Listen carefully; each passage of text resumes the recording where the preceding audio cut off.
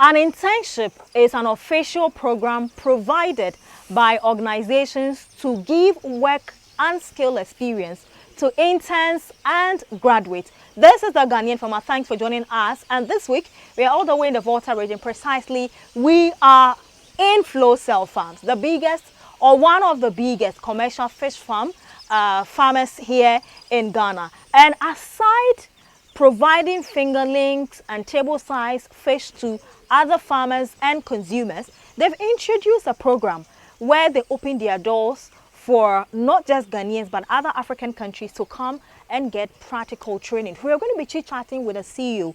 What actually made him start such a project? How is it going? What are some of the challenges? How do we improve upon it? Is he looking for government support in any way? How is he managing? I mean, that's the conversation. Because I'm sure that if a lot more farms will take up a project like what FlowCell is doing, we'll have a lot more youth well equipped to start something on their own, limit or cut down the unemployment ratio, and we'll have income to actually live our life. Get interactive wherever you're watching us from. Let's hear from you.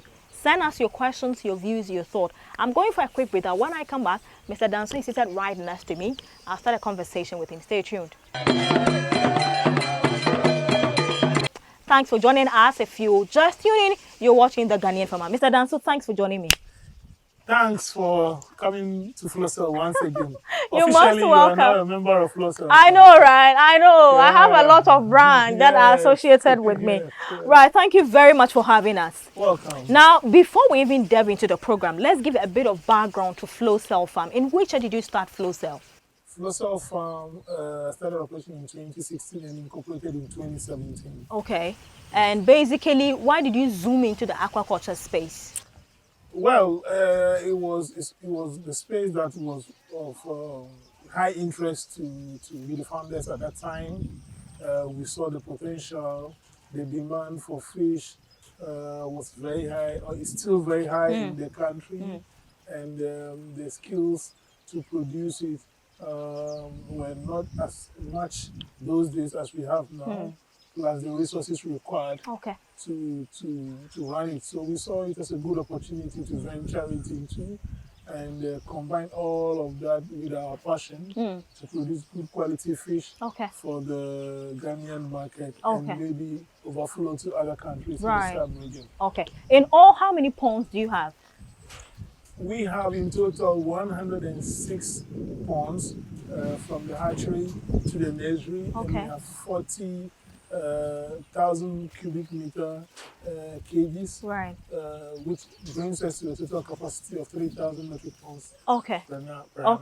I know you provide fingerlings, or you actually sell fingerlings to other farmers to go and actually, rear themselves.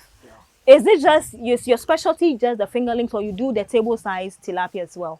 No, not at all. Our specialty is not just the fingerlings. We do the table size as well. We produce up to a kilo plus fish from about 40,000 cubic meters of cages located on our island, about 24 kilometers down the river. And it's quite a beautiful scene, located just about 6 kilometers to the estuary. So we have a lot of water exchange, about 2 or 3 water exchange a day. And then quite a good salinity depending on the tidal level of the wave of the sea. So, and that gives our fish a very unique taste because the production site is as close to nature as possible, and because of the salt, it makes it taste just like the local fish. So when we give you that fish, and we give you what is caught from the wild, you can hardly tell the difference. So it's basically organically grown. All right. So how long have you been in this space? We've been in the aquaculture space for about 7 years now. 7 years. Yeah. Okay. So in this space of 7 years, at what point in time did you open your doors for training or internship? We started taking on interns since 2019. Or 2018, if my memory serves me well. I think the first batch of interns came from Ohawu Agriculture College, the General Agriculture Department. This first sent 10 students, and then they got to 15, and then they brought 30 students. And then after that, other schools took it up. So we have a memorandum of understanding with the Aquaculture and Watershed Management Department of Kwame Nkrumah University of Science and Technology. So they are always sending their students here for learning and training, practical. Because what you get here is different from what happens in the classroom. You get to see the fish, you get to feel the environment, you feel the water, and you see how they all interact. And then we have the same thing running with the Aquaculture Department of the University of Cape Coast as well, and more recently with the University of Ghana, Legon. And then outside the shores of Ghana, we have through the World Initiative of Soya in Human Health with Auburn University. So we've also received students from there to this farm for training for various periods. I think the Auburn guys, the maximum was 4 months in the US. And they stayed there. Besides that, we've seen patronage from other countries. Such as Rwanda, Tanzania, Zimbabwe, Namibia, and more recently Liberia. We've had from Benin, we've had from Togo. So it's gradually it's become like a regional program, global affair. A global affair. Basically. How many students in total, if you recall? How many students? Will you be able to tell how many students have gone through your internship so far? I think we've crossed more than 200. Wow. We've crossed more than 200. And we have some of the students who are playing key roles in some countries. Some are as trainers, some are lecturers, some are directors of the industry. Like when you go to Liberia, the current fisheries director was one of our interns. He was here for about 4 to 5 months. I see. So that's interesting. Quite a lot So in the internship program, what is the duration? Is it a month, 2, 3? It depends on what you subscribe to. For continuing students, the maximum is about 5 to 6 weeks. For graduates? For graduates, sometimes it's 4 months. And those of them who have completed the 4-year degree program is 4 to 6 months. And some people have a specialized one, like the guys from Nigeria had a specialized one for 2 months or 6 days where we had a class and everything. From hatchery to cage culture within 60 days. So that brings me to what areas do you actually train them around? Is it still the usual pen to paper thing they've done in class, or when they come here, what are the focus? What are the things? What is different from what they did in the classroom? The training here, it's both practical and hands-on training. So we have a training room, about a 35-seater training room. We equipped with training materials and stuff with high-speed internet. You can take lectures from abroad and stuff. So we have some connecting lecturers who plug into the program to deliver. So that is done in a separate room there. So we do some classroom work and we also do hands-on work. So when you come here, we kind of inculcate you into the team here. You become like part of the cell team. You work with them, you move the fish, you feed them, you grade them, you harvest them, you pick out the eggs, you make them, you feed them, and you actually learn the entire husbandry process for crane to kind, like in Ghana. Trying to make like a finished product. So in which month in the year do you open the gates? Apply. Is it from January to December, or there's a specific time in the year that the nomination or the nomination registration is open? Which is way? For the continuing students, we try to use their long back period. Which is around, I guess, ending September and October. But for practitioners, we just call it as and when they are available. The current one running with the World Initiative of Soya and Human Health one. This is the second one running. The first one was from January to May. And then the second one started from May. We finish in October. And then we will run the continuing students to October ending or November. And then we take on another one for practitioners into December. And then for the specialized one, it depends on the kind of contract or arrangement that is with their sponsors. Once we agree, they just subscribe and we have a way of merging them. And we just do the schedule or availability of the training room according to the workload here. You kept mentioning sponsors. Does it mean that somebody cannot enroll onto this internship if the person is not coming in the name of a certain international organization, or I can have my money and then, hello, is this Flow Cell firm? I want to come and do training for the next 3 months. How much will it cost me? Well, we try to put it in the batch to make it easier to manage. Okay. And like I said, some are completely sponsored, but the Liberians are under the sponsorship of the World Bank. Okay. It's a special initiative funded by the government, sponsored by the World Bank. And the ones from Zimbabwe, Uganda, Tanzania, they're under the sponsorship of WISH. Okay. So theirs is completely different. Right. But for individuals who just want to call in, we like to batch them. So we will normally put about 10 to 15 of them together, create a class for them, and then put them together. So you may call today, and then we will say, okay, maybe you will have to hold on for 1 week or 4 weeks before we are able to fit you into a program. In that we don't only want to teach you how to farm fish. Okay. We like to take opportunity to also create a network, which you will have to ride on to drive your career out. So it's because of the networking purpose that we like the badging concept. Okay. So since 2019 up until now, what has been the best moment for you, the highlight, the positive moment for Flow Cell, and what are the challenges as well? Well, the most exciting moment for us is to see our interns living here happily and very joyful, taking up roles that otherwise would have been very challenging for them. Okay. And then, you know, equipping them with the skills that they never had, particularly those who are coming from classrooms right away without any work experience. You know, you cannot just take academic knowledge to classroom like that. You need some level of hands-on training. Exactly. So we are happy to see them having jobs at various places. I'll give you one good example. Okay. The government of Ghana just started the National Aquaculture Training Center at Amehia, where they built a $10 million facility to support aquaculture development. And 4 out of the 5 trainers that they have there are all people who have passed through the training here at Flow Cell.